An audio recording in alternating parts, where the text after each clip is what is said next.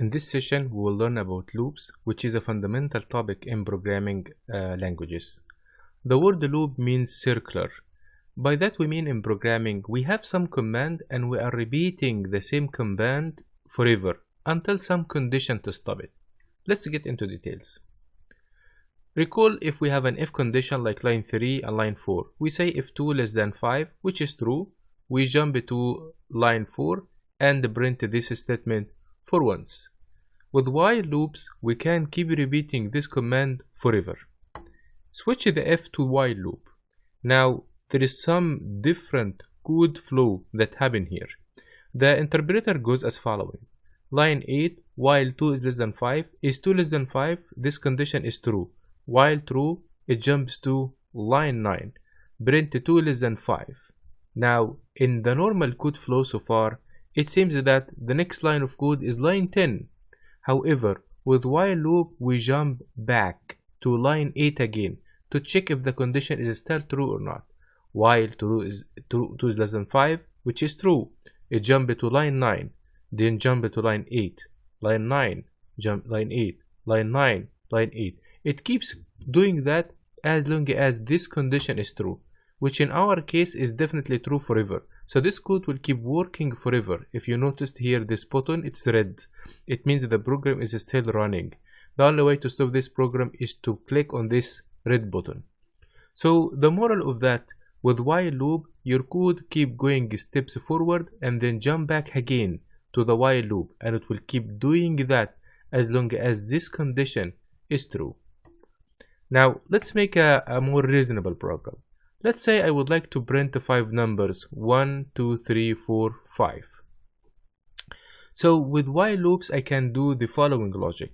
Let's initialize some number x equal 1, and then I would like this program to keep printing as long as the x is less than or equal 5.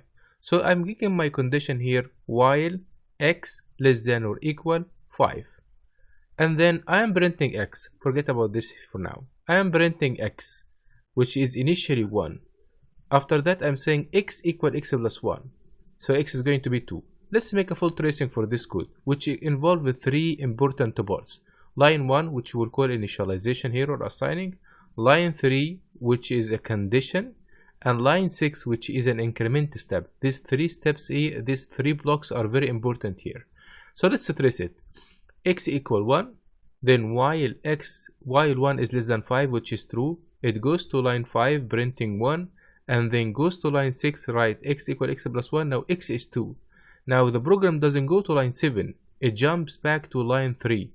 While 2 less than 5, this is true, it print 2, then increment it to 3. Then jump here again, while 3 is less than or equal 5, this is true, it print 3 and increment it to 4. Jumps here, while 4 is less than or equal 5, which is true, it print 4 and goes here. While then x is now 5, while 5 is less than or equal 5, which is true, it print 5, it increment it to 6.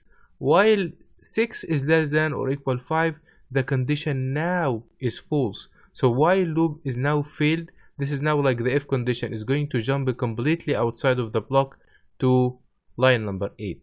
So observe here how with a while loop we managed to keep going forward, jumping back as long as some condition is true. Every step inside this while loop we call it an iteration. The word iteration and iterator and sequence are very important words in programming. So that's all about the while loops. I would like to come back here to a minor thing in printing. If we say print x, that's all, is going to print 1, 2, 3, 4, 5 on 5 lines. Now the print function allow you to pass an extra parameter that lets it print a different thing than a new line. When you keep by default to print line by line separately. If you wrote this extra thing, comma, end equal a comma here, so end equal comma here in a character, string has only one character, it's going to print commas between the numbers instead of \n. If you replace that with a space, for example, it will print spaces between them. So what's happening here is, with this extra added syntax, instead of printing new line by default, it is going to print a comma by default. Observe here, the last number has a comma. When we study functions, we will understand why this weird syntax. For now, I would like you, if you wanted to print the numbers on a different way instead of just line by line, just to add in the end of the printing function this comma end equal single quote comma single quote. Just add it, which means please end my line with a comma, not a new line. That's all.